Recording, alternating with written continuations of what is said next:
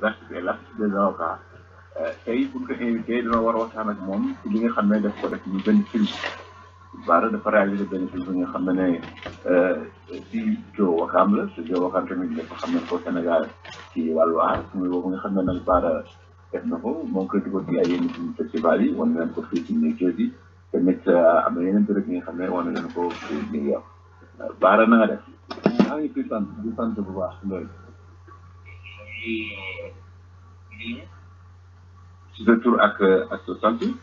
xam naa ñu bëri xam nañ la waaye ñu ngi koy defee rek ak sunu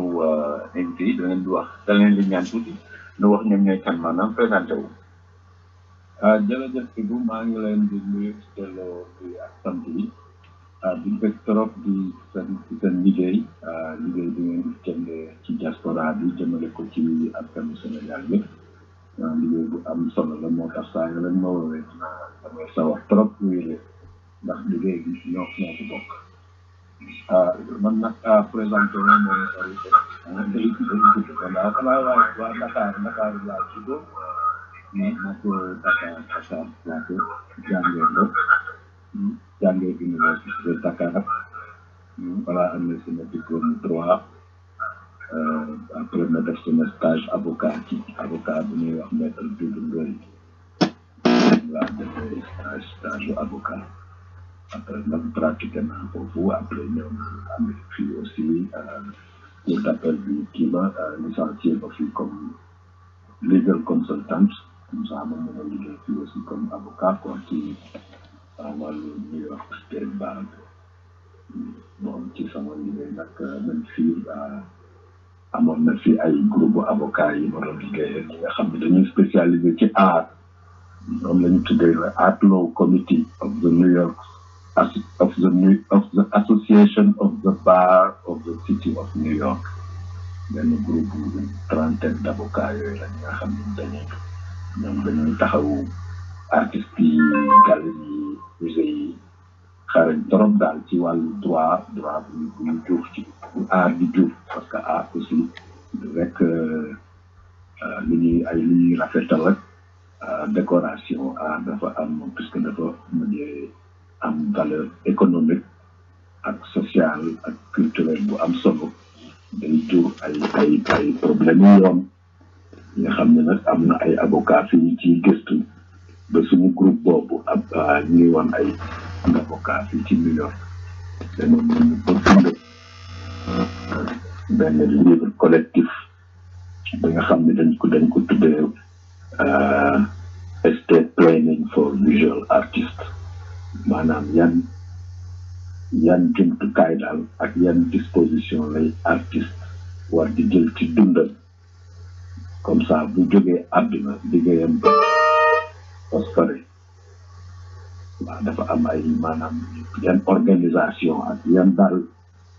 prévention la artiste war a am ci dundam parce que xam nga ni bu baax ni ko xamee ci suñu dëkk yi dañ ci ëpp artiste bu génnee àdduna rek bu ñuy gis liggéeyam ci gannaawam day xaw a toskare pasare du am organisation daal wala du am suivi daal moo tax nag livre boobu ñu bindoon ko benn fondation fii moo ko financé woon gratuitement pour ñu distribuer ko artistes yi xam la ñuy def ci seen dund ay ndax dañuy def testament kan la ñuy dénk seen liggéey bu ñu fi jógee ndax dañuy créer fondation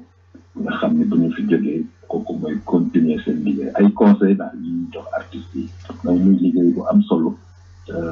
ay kii la information yi nga xam ne ñu soxla nañ ko torop suñu artistes yi africains yi parce que boo ko fekk la daal waaw ñoom ci bari waaw loolu nga xam ne maanaam am na ci wàllu droit maanaam si nga xam ne def na ko fii ay avocat bi ñu ko ngir conseil artistes yi est-ce que lu demee noonu am na Sénégal tamit foofu nga xam ne bari na artistes yi gaañu kon ni nga ko waxee seen liggéey de sos pare bu génne artiste waaw dafa amugu fa torop nag parce que spécialisation la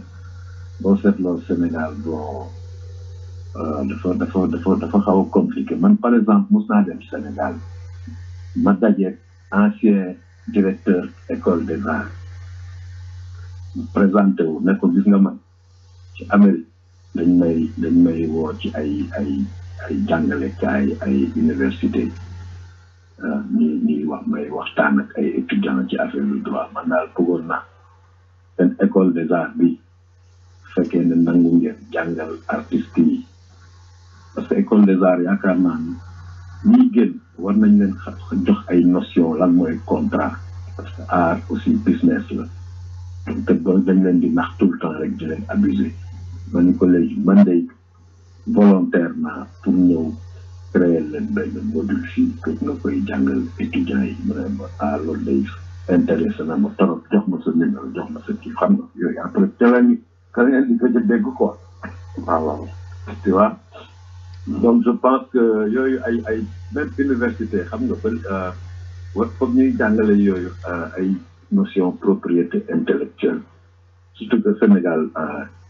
tabaarkàlla yàlla may nañu ko quoi yàlla may nañu ay borom xam-xam yu bari ci wàllu bind ci wàllu diine ci wàllu aar xam nga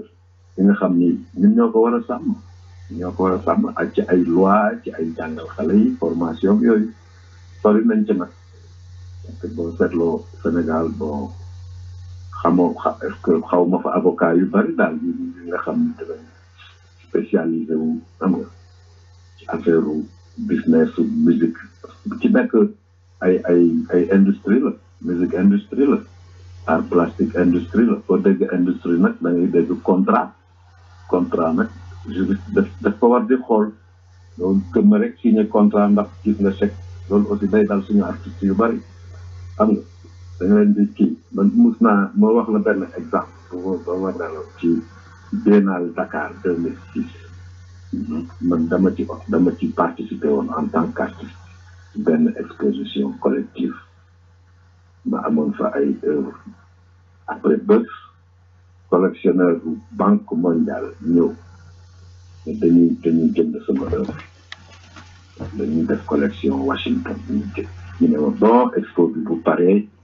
na nga ñëw indi œuvre bi ñu jox la sa chèque ma ni d'accord expo bi pare ma dem ci siège Banque mondiale Dakar ne leen seen tableau ngi nii ñu ne ma sa chèque a ngi nii léegi signé document bi ma xool document bi lire ko d'abord mu nekk en anglais mu xaw ma jaaxal parce que ñu ngi Sénégal pays francophone la Banque mondiale français aussi langue officielle la mais bon contrat bi nekk en anglais mu ne ma fii le contrat bi la artiste yëpp di signé bu ñu balaa ñuy jël seen chèque ma lire contrat bi ne ko signé wu ma ko teel sa chèque delloo ma suma tableau mu ne ma déet lan la ma ni ko non kii mënu ma ko signé parce que ci contrat bi amul lu ci nekk waaw ñaari point da nga naan bon boo jëlee chèque bi mooy sa prix tableau mais en même temps ñun léegi ñoo moom sa copyright bu nekk ci sa liggéey ay léegi yéen ñaari wax ngeen wax jaay ak jënd bokk la yaa moom xam-xam bu nekk ci liggéey bi ba war ko jariñoo comme ça bu la neexee yow nga jël tableau bi def ko ay affiche def ko ci say livre di jaay xam nga loolu mooy notion droit d'auteur bi ñun ñu bari xam suñu artistes yi am ma ne ko no way man dama la jaay da nga may fay boo bëggee am droit de reproduction sama tableau da ngay fay beneen prix nga xam ni bokkul ak prix tableau bi sinon lañ bàyyi jaay bi mu ne waa xaaral ma laaj sama patron dugg génnaat ne ma waaw grave jëlal sa chèque soxlawul nga signé document bi maa ngi ko document bi du ma ko signé léegi daal mën naa la signé reçu jaay naa la jënd nga mais du ma la assign sama copyright moomuloo ko mayu ma la ko te tàgguwoo ma da nga ko lax ci contrat bi ni rek dama signé ni ngeen di def alors yeneen artistes yu déggul français yu déggul anglais nga tegal leen chèque ñu yàkkam dañ koy jël signé la loolu neex dëgg la après nag nga dem Washington gis ñuy jaay foofu ay livre fekk sa peinture moo ci nekk xam parce que yaa jaay sa droit d'auteur parfaitement way te signé woo xam nga te loolu beneen négociation wala la war a nekk boo demee nga gis seen imprimerie yi ñuy jaay seen librairie yi ñuy jaay $50 $60 doo ko yëg doo ci am dërëm dafa sa tableau la ñu utiliser di koy illustrer exemple quoi exemple la mooy ah moo tax droit bi am ci solo contrat bi rek nekk signé nga fa te musiba quoi waaw tamit dañuy gis yenn saa yi si ay clip wala ay film am ku jël image jàmbur tàgguwuloo ko nga jékki-jékki rek gis ko si télévision wala ci dara parce que loolu tamit loolu tamit benn fànn la mais loolu Sénégal kii bi état bi moo koy jëkk a def état bi yow saa yoo xoolee télévision nationale ay réception officielle wala conseil des ministres da ngay gis ay tableau ay tapisseries yooyu ñoom Bokar Diop mais loolu normalement xam nga RTS war na fay ñu ngi publier œuvre jàmbur yi xam nga utilisation publique donc loolu normalement artiste bi ko defal am na dërëm bu war a tombé ci moom ci droit d'auteur mais bu fekkee ne état bi ci boppam mu ngi koy utiliser fay xam nga RTS ñu ne fay te loi yi da ngay wax amul aussi ñuy jóg di ko appliquer parce que Sénégal c'est rare nga dégg ñu ne artiste visuel peintre bu touché dërëmu droit d'auteur Sénégal dañu foog ni droit d'auteur musicien rek moo ko war a touché te tout le temps ñu ngi utiliser seen liggéey ñu koy wane télévision pratiquement toutes les semaines conseil des ministres nga gis tableau yi wala le président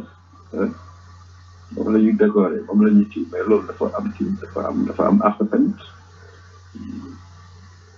tout le temps dañ leen ko fay et puis ñoom ñi feebar di dee rek maa nday sax xam nga alors que am nañu droit lu ñu leen amel organisation yooyu nag ñoo war a defaru quoi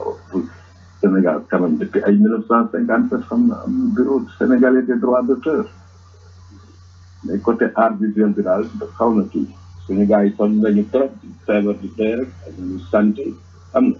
amuñu couverture sociale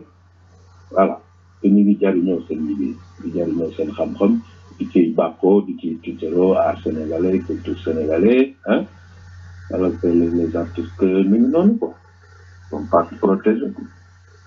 parce que loolu dafa xaw a doy waar ak yenn artistes yi nga xam ne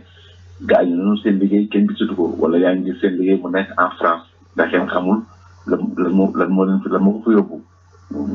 waaw loolu aussi doy waar quoi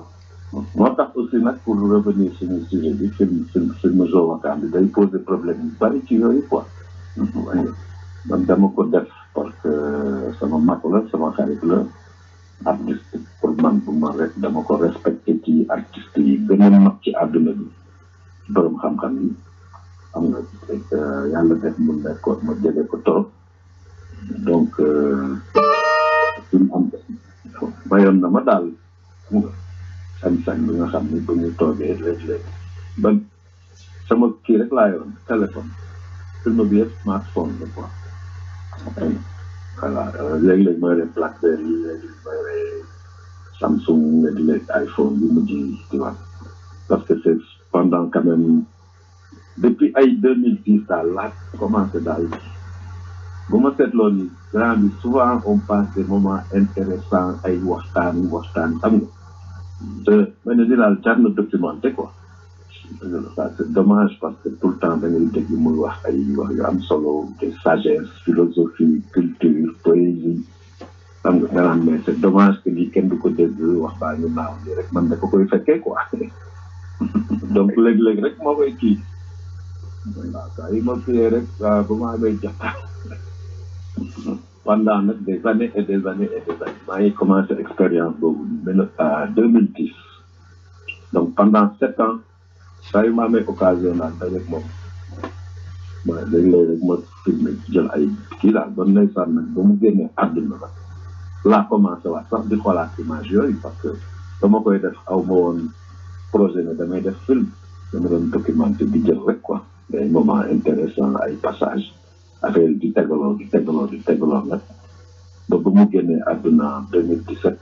man am naa ay lu tolloo juróom-ñaari waxtu ci film footage man kon occasion la nag xëy na pour wane nag vraiment kan mooy grand bi ci dëgg quoi parce que man ci ay moment wu dëgg ak moom laa ko doon filmé du woon ay cinéma du woon ay joué rôle ak yooyu donc dafa naturel quoi ba ba ñëwee fii ma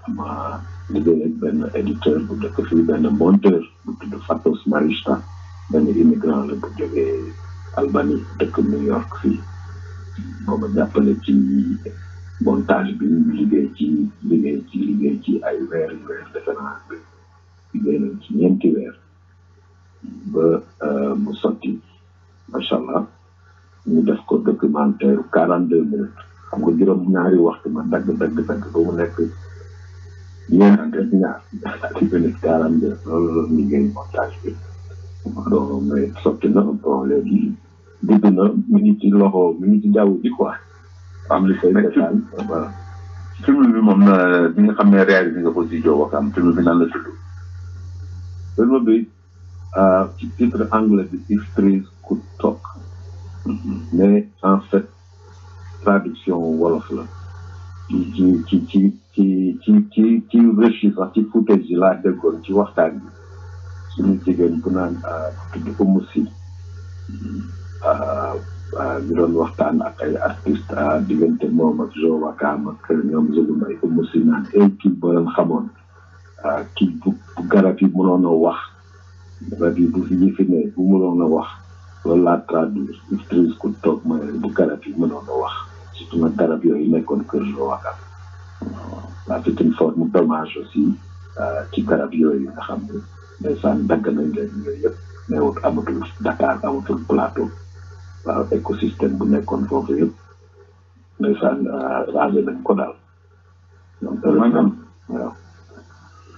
dafa ñaaw daal nit ki gaañu nekkoon foofu amul sax ñaari weer ba mu gaañu nga ñu dagg garab yi commencé nañ yëg ko sax ndax kay waaye moom kay weesu na ñaaw ndax 40e jour lañu ñëw di dagg garab yi foofu daaneel di dagg yi ñaaw quoi waaw maanaam film bi gis nañ ne lépp ci biir kër gi la am na moment yi nga xam ne mu ngi taxaw di wax mel ni daal day waxtu waaye wax yooyu mu doon def rek yi mu doon wax yëpp ay kaddu yu am solo la daal. yow seetaan na film bi. waaw seetaan naa ko ñaari yoon parce que film bi dawal ba ko fii ci benn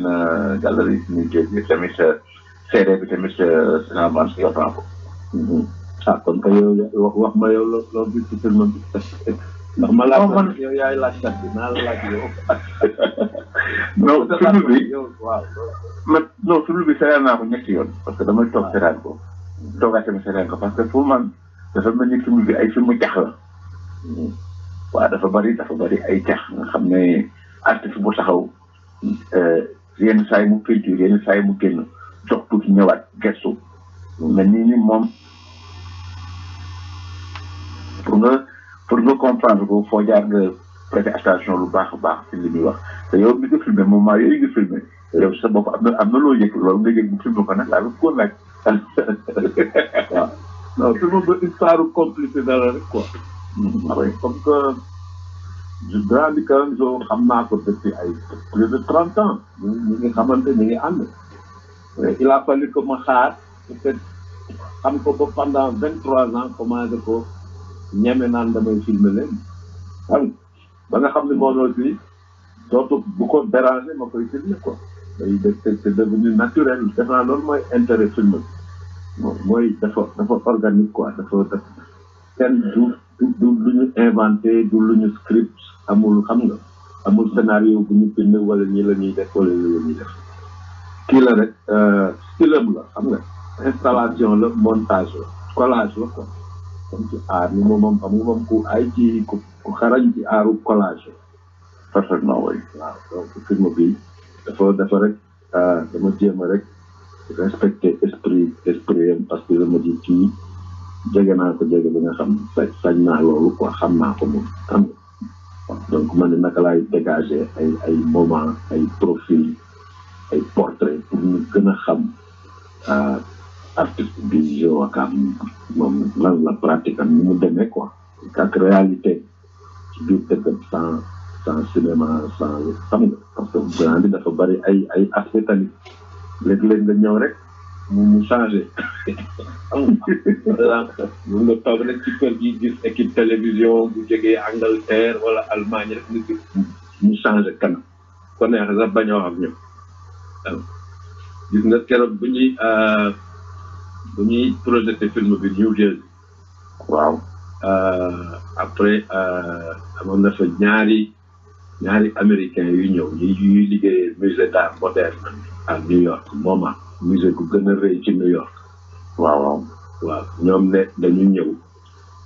après ma ne leen yéen foo leen yëgee kii bi ñu ne ma ñun waa ji xam nañ ko mos nañu dem ba Dakar ci Biennale Dakar mu ne ma seeti woon nañ ko ci ëttam boobu ma ne ko bon mu ne ma mais keroog nangu sax wax ak ñun mu ne ma looloo tax yow sa film bi ndax ñu arrangé parce que ci ñëpp ñu ngi koy soog a dégg muy wax mais keroog dañu dem ba seeti ko ba foofu mu ne këj ne leen aar baa ngi nii boo leen di seetaan man aw ma lu may wax ak yéen la mel moom dafa amoon ay jikkoom tamit am na aussi beneen expérience bu ma marqué mooy gis nga moom buñ ñoom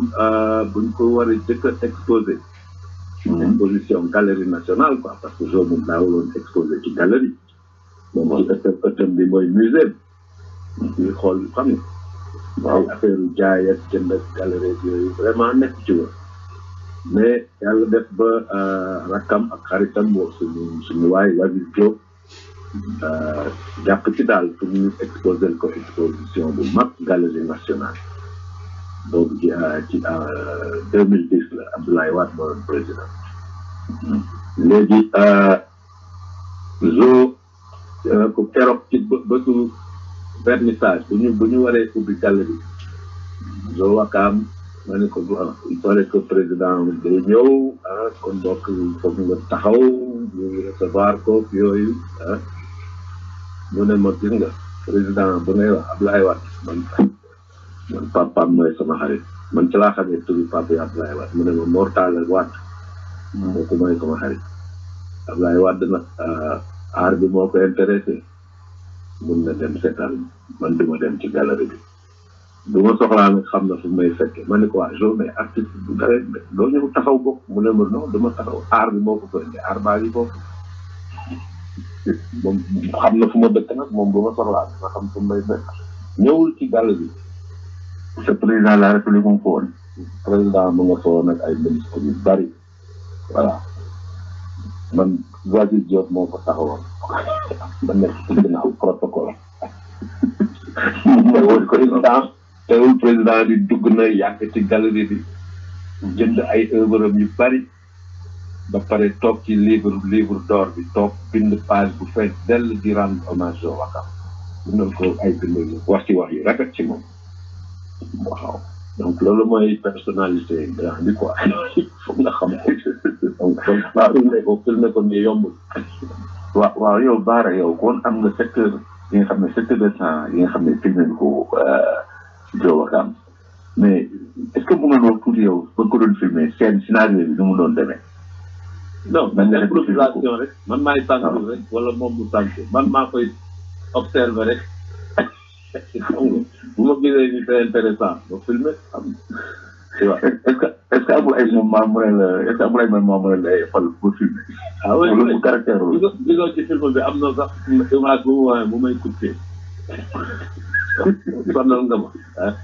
filmer li nga xam ni kenn du gis li ngay filmer loo may filmer ndeysaan xam nga gis li ngay def nii di filmer rek di làq rek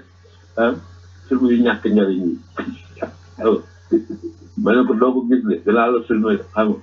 yow foog ma lay filmer foog ma lay documenté xam nga documenté bu amul njariñ kenn du ko gis bàyyi ma waay xam nga bàyyi sa affaire yi mais may insister rek xam nga donc voilà quoi mais je sais que aussi moom nitu cinéma la dafa bëgg loolu dafa bëgg xam nga moom joué na ci film yu bari joué na ci filmu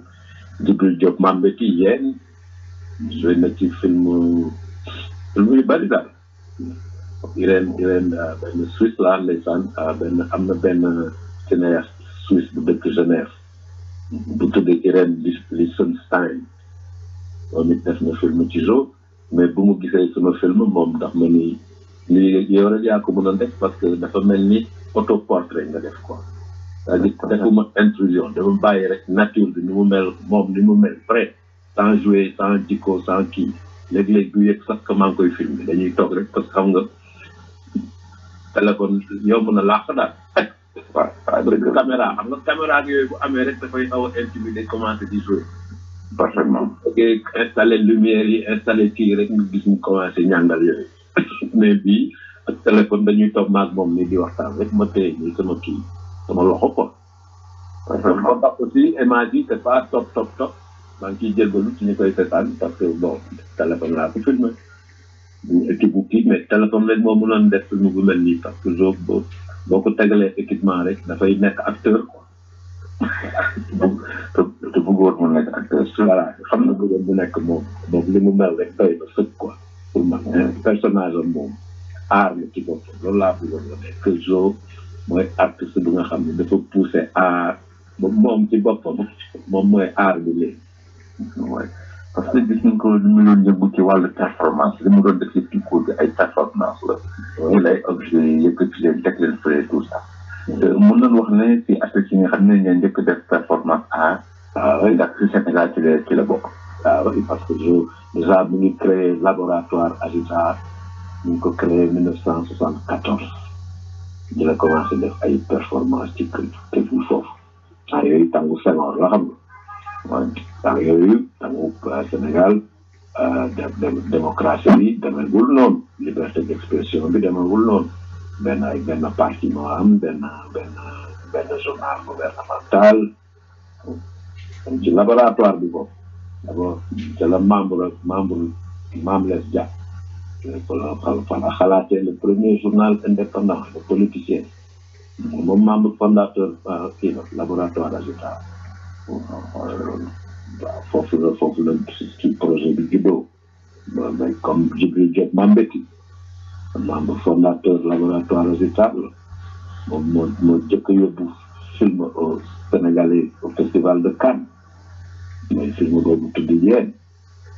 donc jamono yooyu expression moo tax dañ doon def ay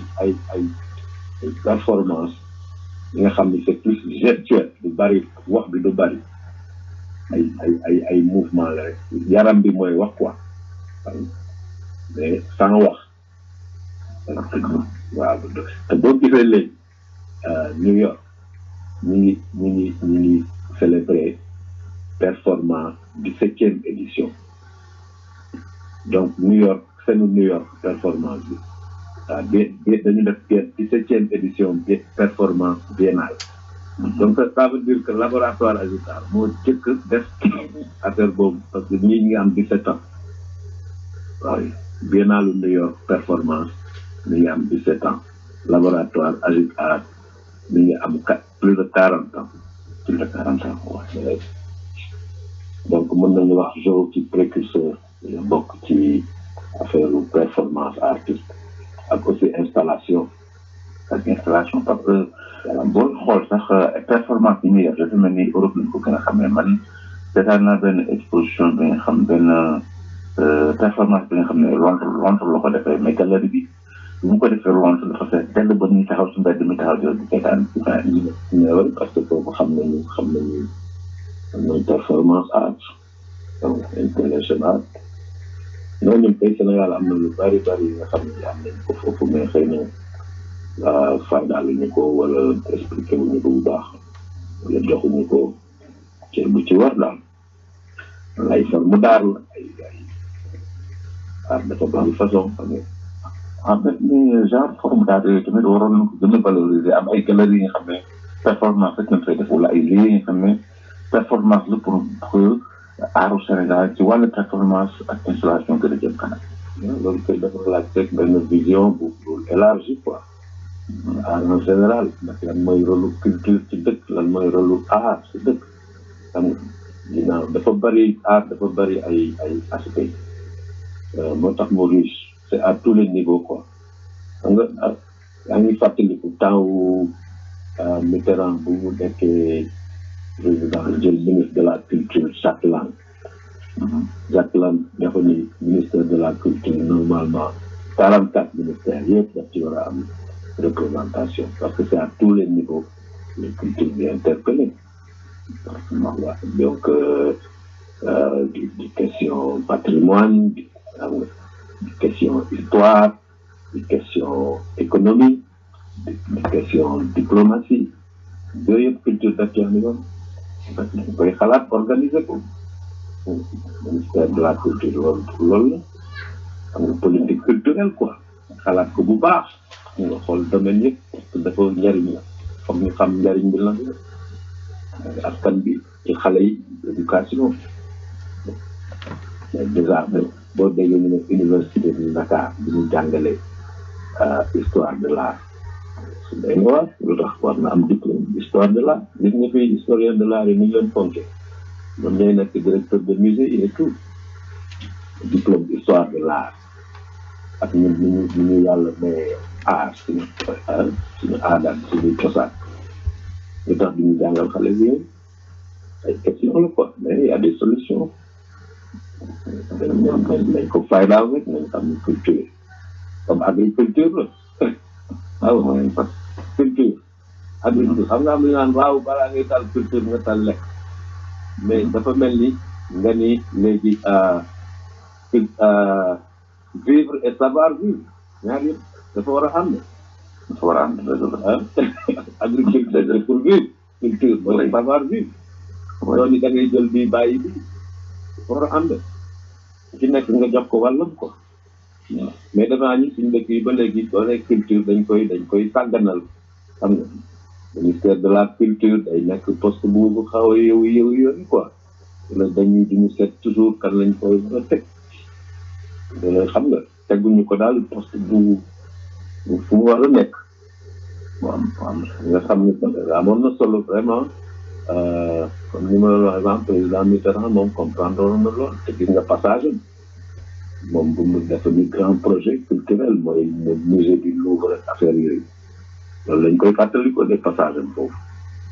xam nga ne grand projet culturel moo tax son ministre là ba léegi kenn fàttewu ko jàppalaan donc Sénégal aussi booy wax histoire Sénégal bi tout le temps dañu naan Alioune Sène ministre de la culture yaa ngi fàttali moom moo doon organiser culture yu Senghor temps festival mondial des arts nègres bàyyi na marquam moom it aussi quoi c'est pas un peu facile culture baara la da ngay xool dans les pays développés xam nga yaa ngi doon wax université de Dakar kenn dafa jàngale histoire de l'art mais da ngay xool fii université boo dem am na galerie fii université ni am galerie lii te bu day am musée da ngay xool te bu nga xamee ne borom xam-xam nga wala artiste nga dinañ la woo si galerie bi yow wala musée bi yow nga def fa benn waxtaan wala dara parce que man assisté naa yow benn waxtaan bi nga xam ne def nga ko ci wàllu art ci benn université bu nekk def naa temps John Jay University John Jay College waaw wala loolu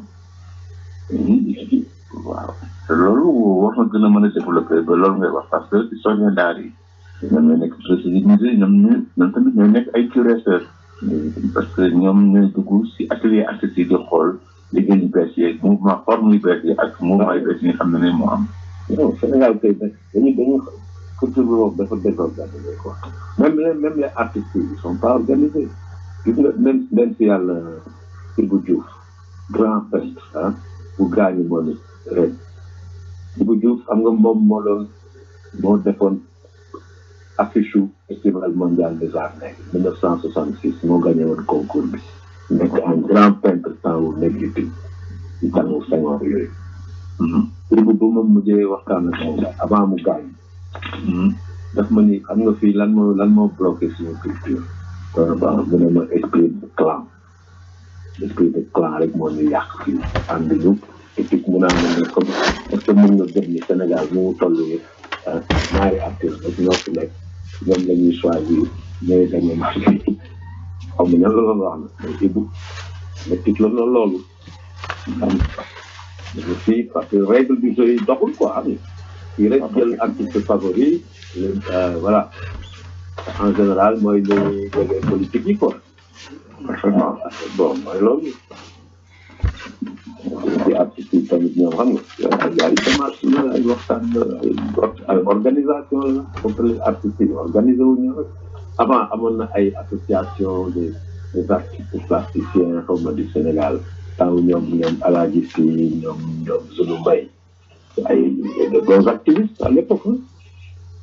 voilà léeg-léeg ñu dégg leen sax mais léegi daal dafa mel ni waaw dañu leen tas quoi amul esprit de solidarité et comme esprit de clan moom day yàq vitalité aar bi quoi voilà nee na ma loolu am na Sénégal tout le temps quoi il y a 2 ou 3 artistes daal lu xew rek ñoom la ñuy jox affaire yi quoi et c'est pas forcément les meilleurs voilà. te si loolu day gën a tax artistes yi gën a daw Sénégal parce que day gën a daw kay. waaw parce que jot naa fi interpellé. nan lay déglu waaw. par exemple xam nga dama rappel amoon na temps yàpp dafa doon am ay concours national ba artistes yi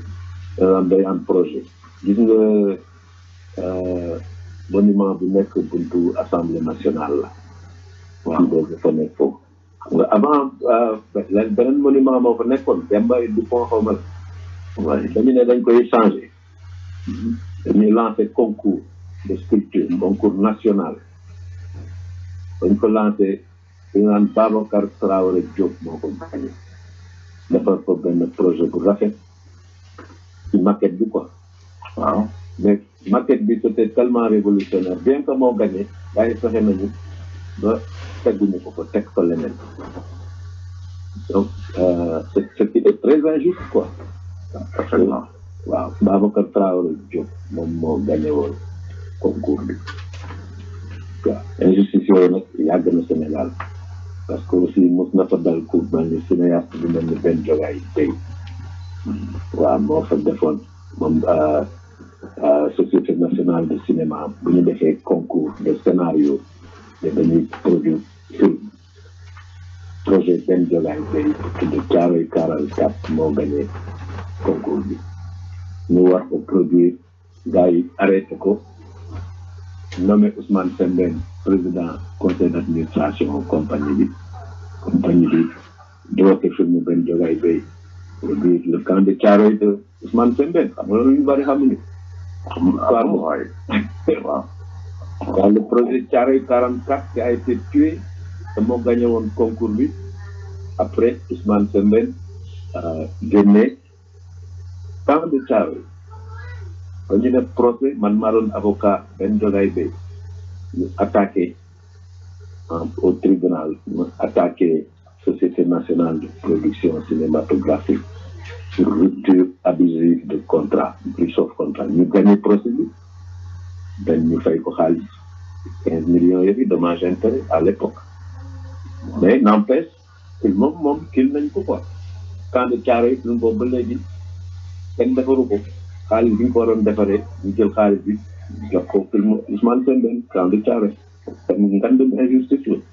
la xaw na ci histoire de l'art du Sénégal xam nga des trucs comme ça donc ça veut dire ba tey rek waaw rigueur bu ñu war a kii xam nga mooy te yooyu histoire yooyu kenn du ko bind te yooyu kenn bind ko donc Ousmane Sembène j'ai beaucoup de respect pour lui c'est un grand la comme ça il a ñëw New York dañ daan gisee fii xam nga mais n'empêche je me dis carrière am nag pour man loolu mooy point noir bi quoi xam nga ñuy wax dëgg nag dañuy wax yëpp mais li ñuy nëkkal làq bi wax bi mais amoon na fi waaw benn mu ngi dund mi ngi fi Sénégal dañu def comme normalement moom wax yéen war ngeen wax moom non journaliste yi waaye waroon ko gis parce que moom mu sax nag moom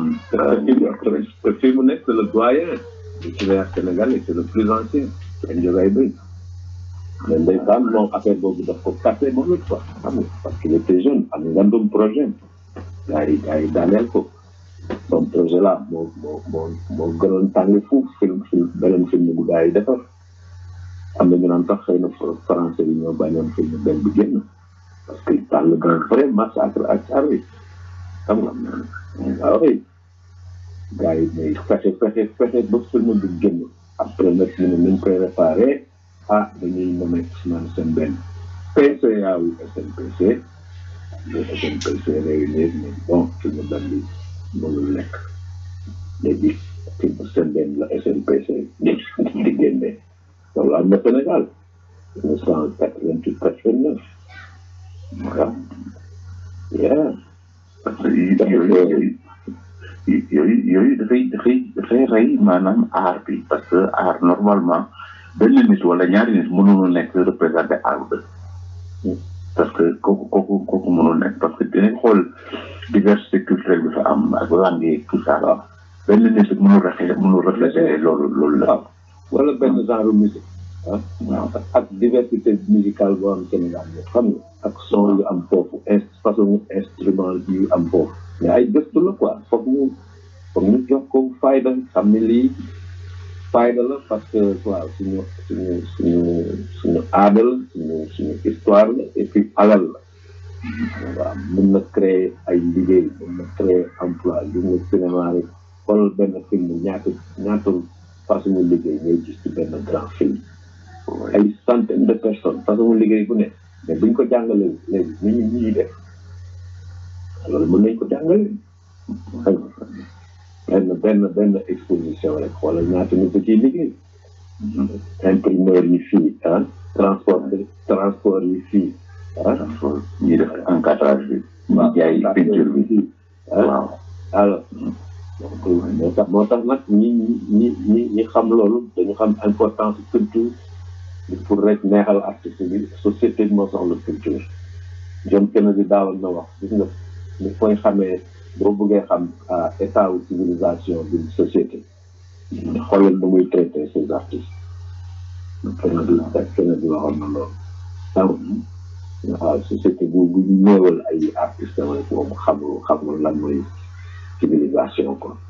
parce que ñooñu ñooy les créateurs des traces de civilisation ñoo ko fi bàyyi parfaitement résultat oui mais gis nga par exemple li am si Sénégal ci wàllu injustice ci wàllu aar tax na ba artistes yu bëri daa lay wax nii dañuy daw Sénégal préféré nekk États-Unis wala Europe bu ñu demee Sénégal nit ñi duñu xam sax na xam artiste lañu bari na artiste bi ci artiste yi rek Sénégalais yu bëri ñu ngi à l'extérieur mais comme tu dis surtout nag artistes yi parce que bon foofu la fii la ñu gën a fonkee seen liggéey xool fii rek la ñuy kii ni ñu fonkee aar amul jour boorlu ci journaux New York Times dafay am page tous les jours ñu wax xam nga aussi dafay rôle quoi média yeeg yooyu dañ ci war a jàpp dañ ci am seen rôle et aussi buñ fi organiser exposition Mor Faye à Coto Gallery Chelsea xam nga expo bi dem na ba 2 semaines 3 semaines ba vers la fin New York Times bind ci article mais gis nga nit yi ni ñu gën a ñëwati xam parce que am na ñi nga xam ni voilà il faut New York Times ne leen lii baax na ñu soog a jóg waaw ñoom dañu donc bu New York Times amee critique d'art officiel bi nga xam ne moom ci boppam dafa jàng histoire de l'art nekk journaliste xam nga di dem di seet musée yi di visiter galerie yi après mu bind def review donc kooku kay mi ngi jàppale art bi en tant que journaliste. waaw sa Mor Faye boobu nga xam ne exposition def na ko fii ci New York Sénégal ñu bëri xamuñu ko foofu. waaw xamuñu ko foofu Sénégal bon amagul kii mooy loolu quoi infrastructure yi demeegul noonu Sénégal benn musée d'art contemporain bu baax moo fa amoon ñu def ko Cour suprême waaw musée dynamique 1966 la ko Sénégal ubbi xam musée boobu histoire bi mu am benn musée amu ko Afrique ndax ay dans les années 70 musée boobu ay Pablo Picasso la mu doon exposé Joan Miro exposé nañ ko ko ay Marc Chagall Punkan xam nga waaw musée boobu 1988 temps ci suuf temps Abdou Diouf ñu ne dañ koy occupé provisoirement dañ ko soxla pour en attendant ñu tabax tribunal bu bees loolu la ñu wax waaw tribunal bu bees tabax nañ ko tey nag te ba léegi delloo ñu musée comme que Sénégal alors ba léegi nga toog ngay dégg ñu naan Cape Town South Africa ñun ñoo ubbi premier musée d'art contemporain en Afrique 2017 alors que Sénégal am nañ ko 1966 tu te rends compte donc voilà mooy nañ gën a sàmm rek culture bi xam mooy lan quoi. oui te musée boobu dafa rafet parce que man mos naa fa doon benn exposition lutte contre l'apartheid bon temps apartheid. waaw apartheid sénégalais. c'est dans notre exposition oui. alors c'est dans notre. non foofu dafa am ay dafa rafet. dafa doy waar léegi ana collection bi ana xam nga pour table rek. oui. nga question bi noonu. ana collection.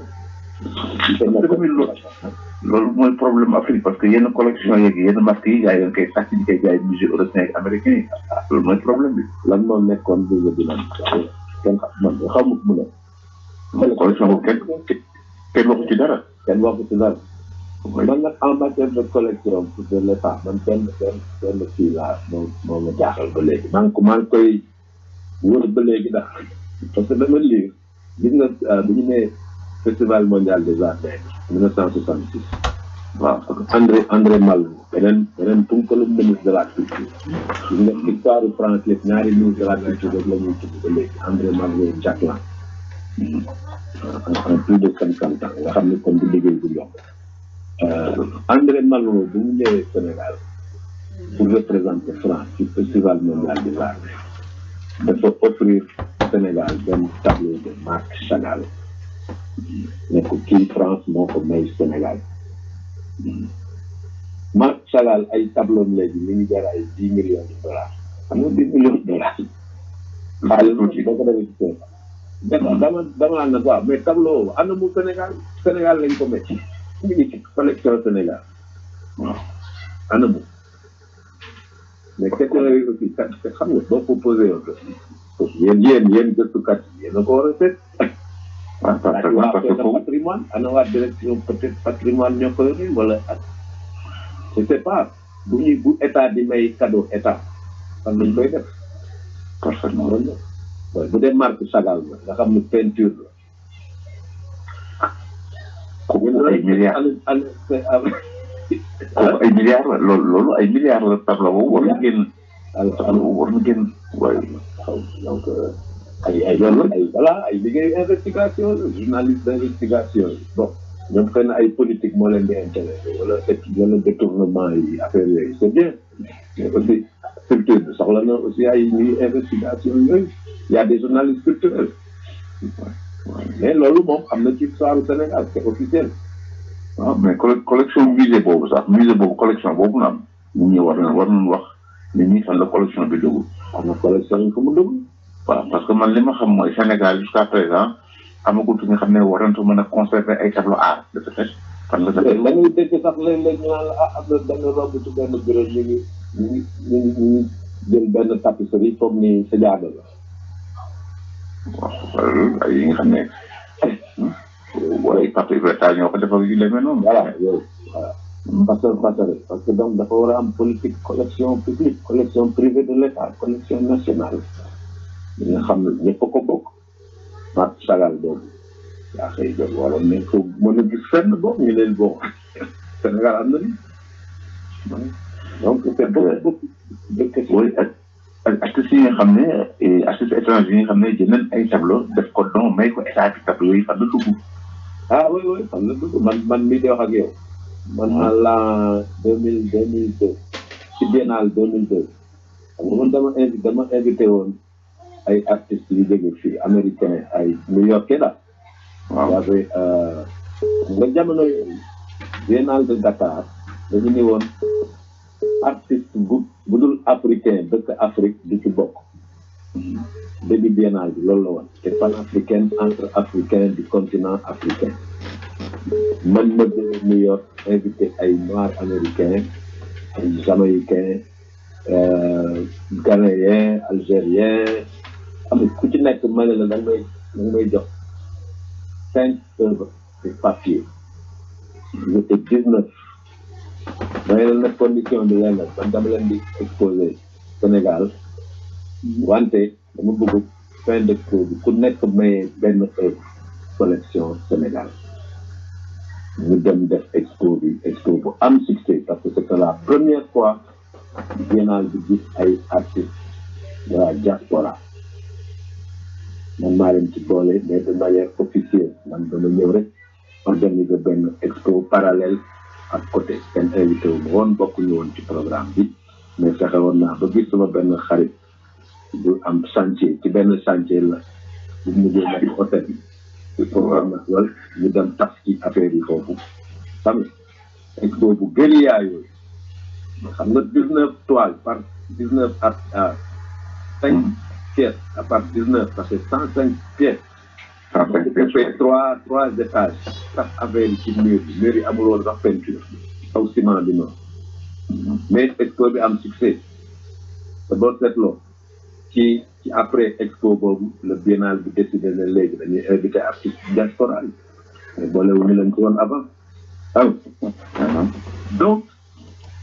19 yi gars yi man la léegi ku nekk da ngay maye benn œuvre Sénégal muy 19 œuvres temps yooyu Baba Wane mooy ministre de la culture Abdoulaye Wade mooy président moo waxoon Baba Wane ministre bi donc léegi dañuy bas donation suma gars yi ku ci nekk may na benn mooy 19 toiles yi dañ koy may Sénégal dama ko bëgg remettre président Abdoulaye Wade ñu organisé Baba Wane organisé benn expo ci jardin palais bi foofu président Wade ñëw ak jabaram ak kii moo ko fekkee woon aussi architecte Pierre Goudiaby ak man ma ñëw na ko lii ñun ñoo la ko njukkeel collection Sénégal 19 ak ñoom Dani Simons ñoom Lorenzo Pes ay artistes yu am tur fii Dakar New York Amérique New York ak Bob Freeman California ñoom nit ku nekk béy na fa man maa ko bàyyi keroog ci jardin Ablaye Wade ma ne ko président mu ngi nii collection Sénégal mu dama jërëjëf vous avez enrichi notre collection xam nga j'aimerais bien savoir tey ana œuvre yooyu xaw ma su mu nekk de kon ça va ko bàyyi xam nga après changement yi machin mais normalement yooyu am mu war a nekk parfaitement collection de l'État patrimoine de l'État aussi mu war a nekk aussi wala ñu di ko tëj rek xanaa dañ ko war di wane nag au moins xale yi profité ci bu ñu amee ay budget ñu mën a exposer affaire yi. oui parfaitement. c'est bizarre quoi man xaw ma affaire yooyu fu mu nekk. oui mu ngi taxaw na doy waar waaw Bara kon ñun ñu ngi waaj a ñëw ci njeexteel waxtaan bi léegi dina bëggoon wax sa film bi est-ce que am na yeneen festival yi nga xam ne war nañ ko dugg ak yenn yi nga ko war a projeté temps yi. waaw film bi daal ba ça tombe bien parce que maa ngi jot léegi benn invitation bu jógee Ndakaaru ñu ne mois de décembre xam nga chaque mois de décembre dafay am festival d'art bu gars yi tuddee parcours waaw am na suñu benn mbokk ci bu tudd Assane Ndoye xam nga xam nga ko nee na daal nee na dañu am ñoom seen kuréel bu tudd Kër Cosaan dañuy exposé ci au mois de décembre invité nañ ma daal pour ma wane sama film c'est dit donc ça ma ne leen avec plaisir danaa ko yónnee donc ci à court terme c'est ça festival yi nag moom c'est xam nga c'est pour l'année prochaine quoi da ngay yónnee ay demande rek déposé et puis di xaar réponse yi à partir du mois de janvier février la ñuy xam sélection yi yooyu quoi mais daal mi ngi dund bon pour un petit film comme ça man aw ma ci woon benn ambition lu dul rek xam nga d'abord souvenir et puis njukkal sama xarit sama mag mais ça fait plaisir mu gis ni mi ngi intéressé ay nit ba ngi dox ñu koy laaj bi loolu mooy film quoi mu am période. oui parfaitement parce que lii moo manqué Sénégal nga gis ay chaîne de télévision wala dara def ay documentaire ci ay artistes pour ko mën a tase àddina bi parce que tamit loolu dafa xaw a manqué seen benn artiste liggéey ci moom def ci moom benn documentaire am na solo kay dañu war a célébrer suñu ay nit dañu war a ñu xaar ba keneen jóge fa def ko feneen def ko neneen te du lu neex dañu war a tàmm di waaw am suñu ay héros di leen dukkal dafa am importance loolu waaw boo amee mel ni kii nga gis ni waaw bu defee performance su noonu tali bi sax dañuy ñëw di kii di yërlu nga xam ni comme c'est artiste bu mag la quoi am na dimension internationale donc ñun dafa war a nekk suñu fierté dañ ko war a jàngale waaw dañ ko war a jàngale ñu ci xam ko loolu mooy suñu histoire loolu la ñu am xam nga dëkk moom bu amul histoire daal xaw ma kan mooy war a bind ci artiste yi. waaw mooy allo Sène. allo oui Ibou allo. waaw kon ñoo ngi ñëw ci ndorteel waxtaan bi Bara moom waxtaanam lu am solo la parce que dafa nekk ki nga xam ne dafa yëngu ci wàllu maanaam droit ba pare tamit participer ci biir artiste bu Sénégal xam tamit art ba pare nekk artiste toujours bëgg lay doon pour mu am ku mel ni Bara Diokhane waxtaan ci affaire art waxtaan tamit ci li nga xam ne ci wàllu culture la. voilà monsieur Baba Wane sax envoyé na message sànq l'ancien ministre de la culture bi mu fi tudd nee na Bara Diokhane avocat et plasticien nee na vraiment liggéey bi mu def Joe Bokam nee na Joe ko dina ko foofu mu nekk vraiment dina ko ci reconnaître nee na liggéey bu mag la nee na daal mu ngi koy rafetlu muy Cheikh Amadou Tidiane Wane ancien ministre de la culture envoyé na message sànq di rafetlu prestation bi nga xam ne Bara def na ko ak